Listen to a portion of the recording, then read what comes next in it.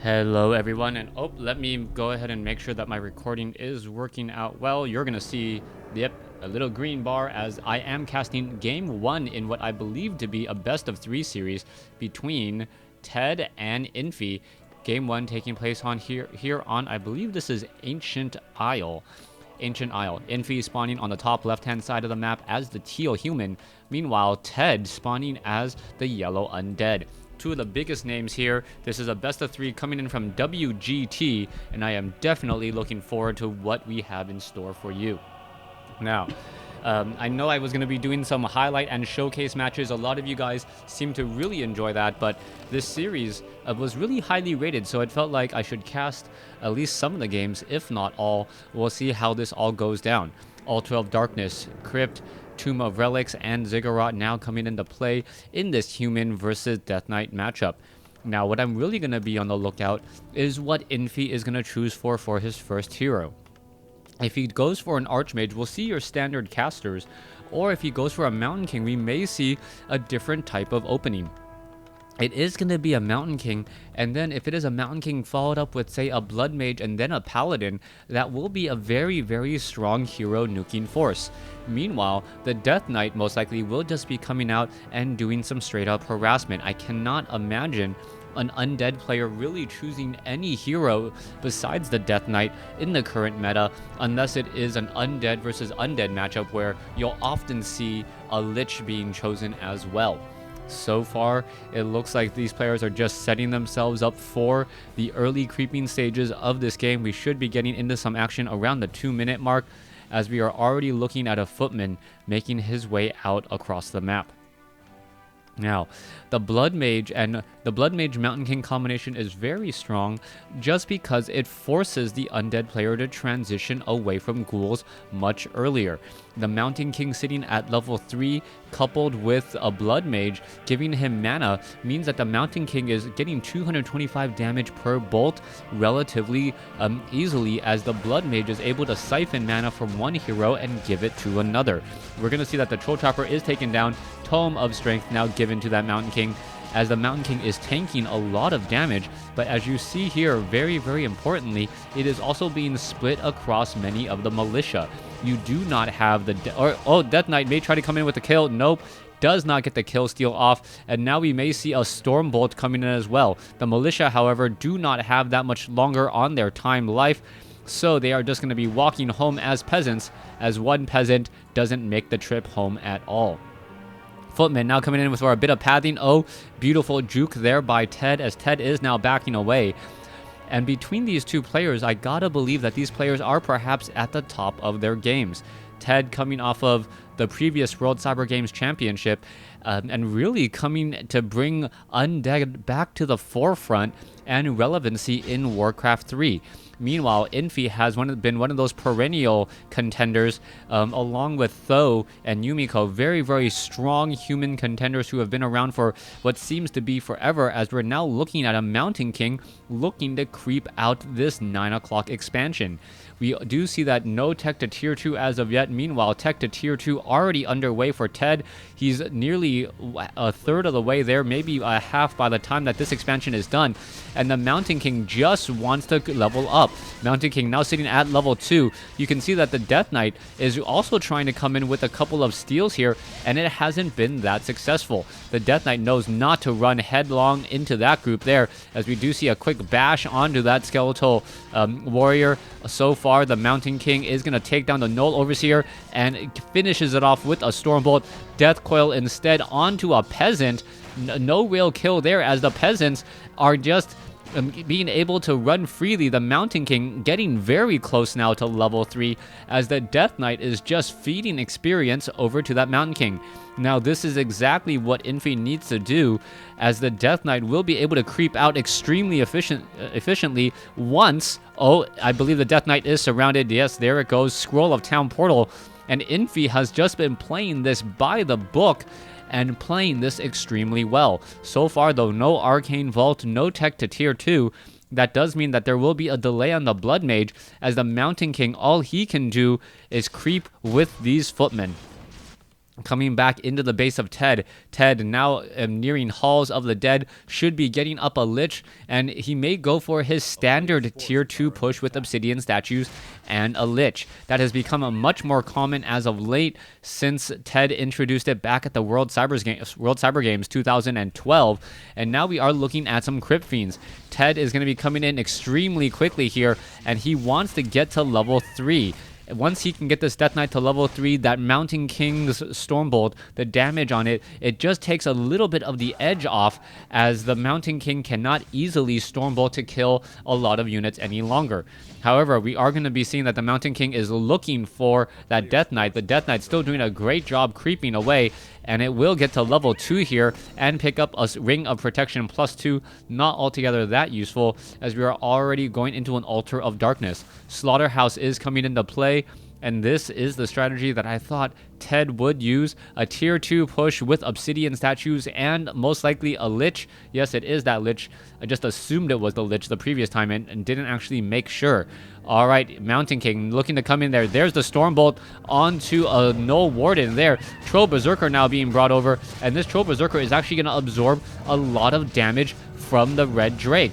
Now the Troll Shadow Priest needs to perhaps start healing the Troll Berserker, but you can see that the Red Drake is already at 376 hit points. This is a rather risky move by the Mountain King in order to try and get this Red Drake. It does look like a Tome of Intelligence +2 will be left behind, in addition to Rune Bracers. Very nice items as a Scroll of Town Portal is cast. Beautiful double kill there by the Death Knight. One shot from that Rune Blade, another shot from the Death Coil, as we're looking at the Mountain King. Coming down and across here, we are looking at the Forest Troll Warlord. He will get taken out pretty quickly. There it goes, Ankh of Reincarnation, as we are now sitting at, or will be sitting at level 3 on the Death Knight, and perhaps even level 2 at the Lich once we clear out a few more creep camps. Halfway there, meanwhile, we are still taking the tier 2 now. Infi needs to get to tier 2. He cannot win this fight solely on Mountain King and Footmen, even with Defend on those Footmen, which I'm not sure if the Footmen have. He cannot deal with the additional slow applied by the Lich. The Lich's Frost Nova coupled with Defend's additional slow means that the Death Knight and the Lich will be able to continually get hits off on all of those units. Troll Berserker now looking to back away. Perhaps we're going to see more units hired up. Mountain King, currently low, does not have... this is bad. He's actually split between his army, and here we go. There's the engagement. Double Arcane Towers, and here we are coming in for the attack. A Guard Tower will get taken down. Mountain King now looking to come in. There's a Stormbolt onto the Death Knight. Death Knight does have a Potion of Mana, and a Potion of Healing. Should be able to stay alive, as the Footmen are using that Defend. Alright, Death Knight, with that Frost Armor, going to be very difficult to take down, especially with the Footmen trying to catch up while Defend is on. Alright, Death Knight unable to get off a Death Coil to save that Crypt Fiend, as the Death Knight now trying to retreat. Are we going to get into another bash? Yes, we are. And the Death Knight made Death Coil to try and save it. Saves it just in time. That Frost Armor definitely saved that unit there for at least a little while, as more skeletal minions are joining in on the fight here. Alright, you can see another Footman getting taken down. Mountain King looking to purchase, perhaps hire another hero, Troll Shadow Priest, and an Ogre Mauler to deal with these Crypt Fiends. Crypt Fiends will get taken down. Footman still using Defend, and here we go. There is the Troll Shadow Priest. What is going to be happening here next? Alright, the Ogre Mauler in a bit of trouble. Needs to be very careful. Now trying to get away. You can see that the Lich does have a Frost Armor. Abolish Magic once again on some skeletal minions, and the Mountain King may perhaps get off a Death or a Stormbolt and take down another Crypt Fiend here. So far, all the units are still backing away. You can see a whole bunch of units in Defend and are ready to go again. The Lich still sitting at level 1, as the Mountain King sitting at level 4, I believe, should get off another Stormbolt and perhaps take down another unit. We are taking the tier... We are already at tier 2, and we are getting a Blood Mage. That Blood Mage needs to arrive in a hurry in order to push back this entire Crypt Fiend army, because this Town Hall was not upgraded to the keep. You cannot call to arms here, and this is a move that I'm actually surprised by Infi. Some human players have started to adopt building their town or building their tech at tier 2 at their natural expansion, just so they can town hall again. Alright, Footman about to fall. It looks as though it will be able to survive at 17 hit points. Where is that Blood Mage? Blood Mage is nowhere to be found, as the Mountain King still wandering around the corner. All right, pressure is still coming in. We can see double meat wagons coming in as well. And the Mountain King hoping to actually push to take down the meat wagons from the back as all of those militia our peasants are trying to repair. All right, there is a bash there. One footman does get taken down. It looks like another meat wagon will get taken down in this fight so far, as both sides are still fighting out. There is a death coil. And followed by a Stormbolt on a separate Crypt Fiend, trying to make sure to take down the other units. There is the Frost Armor. That one particular Crypt Fiend will be good on life for a little while longer, as the Blood Mage should be siphoning mana into the Mountain King. The Mountain King now up to 279 mana. That Blood Mage could easily come back down and siphon mana from that Lich, but the Lich is low on mana, and so is that Death Knight. And so is the Obsidian Statue. No good targets to try and take down. Mountain King gets off a Stormbolt only to realize that the Death Knight had enough range for another Death Coil here. Still, both sides are fighting it out. And Infi sitting at 50 over 60 supply. It looks like Ted is at about the same stage, but with those meat wagons able to attack from a very far distance. Death Knight will perhaps get off another Death Coil. There is the Siphon Mana, but it was still able to get off the Death Coil in time. The Blood Mage looking to finish off another Crypt Fiend. There it is, as the Mountain King perhaps going to go after another Crypt Fiend again, siphoning more mana into that Mountain King. That Mountain King sitting on plenty of mana now, sitting at 288. May get off another Death Coil, or sorry, Stormbolt. Death Knight low on mana, unable to get off a Death Coil here, and that Mountain King has just been ruining everything's day. That 1-2 punch mana battery strategy. Oh, there goes another meat wagon. The Blood Mage now looking to back off again, only sitting at 25 mana, needs to figure out where it's going to siphon its extra mana from. The Mountain King now looks to come back in. Potion of Invulnerability, meaning that he can get off a Stormbolt and still run around and get off even more kills. There's another Stormbolt there. It looks as though the Death Knight now going to push away this Mountain King again, as the Blood Mage is in the back, sitting at 42 some odd mana. Here we have more units ready to go. They're siphoning more mana into that Mountain King. Blood Mage needs to perhaps use a Clarity Potion to get more mana to be able to siphon the mana away from that Lich and the Obsidian Statue. There's a Stormbolt. Stormbolt on the Death Knight. It is now down to 93 mana, but it should be able to Death Coil and heal something momentarily. Oh, the Death Knight now being forced to run away to back off here. There's a long distance Death Coil just in time, as the Death Knight now hits level 4. Lich now getting its mana siphoned. It looks as though an Ogre Mauler will fall, as the Mountain King looking to finish off another Crypt Fiend. There it goes. Meanwhile, Lich is now sitting at level 3. Level 4, level 2, or 4, level 1, as the Mountain King now tries to teleport away. It will, in fact, be able to do so, teleporting back off to the north, getting a Potion of Healing off, perhaps going to use a Clarity Potion, but Infi is now in trouble. That Lich at level 3 is a much more dangerous hero than the Lich at level 2. Footman now continuing to push in, as the Arcane Vault has gone down, but another Stormbolt onto another Crypt Fiend, and another Crypt Fiend goes down. This is pretty even. Level 4 on the Mountain King getting very close to level 5.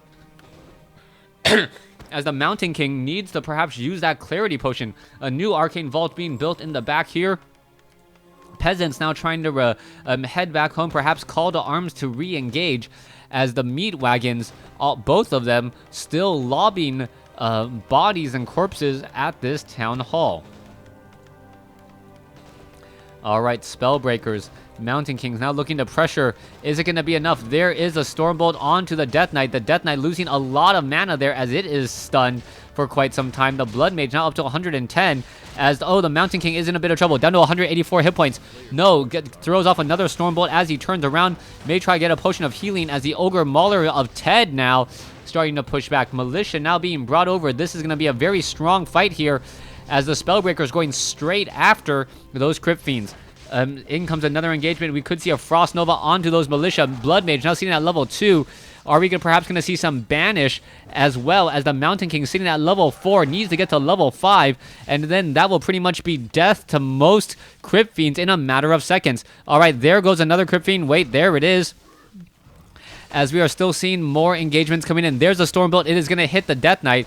I don't think the Death Knight that's good of a target. The Lich is a much easier target to take down, as we are now siphoning more mana away from both of the heroes again. Alright, Blood Mage still sitting in the backfield. Death Knight now coming in over here. Siphon mana into that Mountain King. Mountain King is still ready and strong.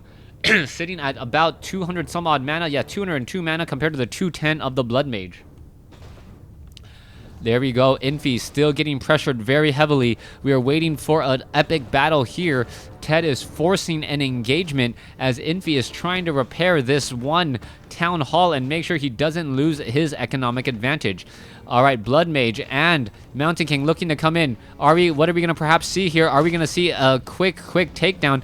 There's a Stormbolt. No banish, though, as the Death Coil is not going to be able to save it. And, oh, one more shot. There it goes. Level 5 now on the Mountain King. This is a completely different story now. There's the Banish Bolt 1-2 punch that I was talking about earlier, as the Mountain King and Blood Mage together can take out one lonesome Crypt Fiend. As we see that happen more and more, there is another Stormbolt there. Not quite sure why it wasn't a 1-2 combination onto some more units. Siphon mana away from that Lich. The Lich now down to 35 mana again. Are we going to see the 1-2 punch again? No, just a just a straight up attack there.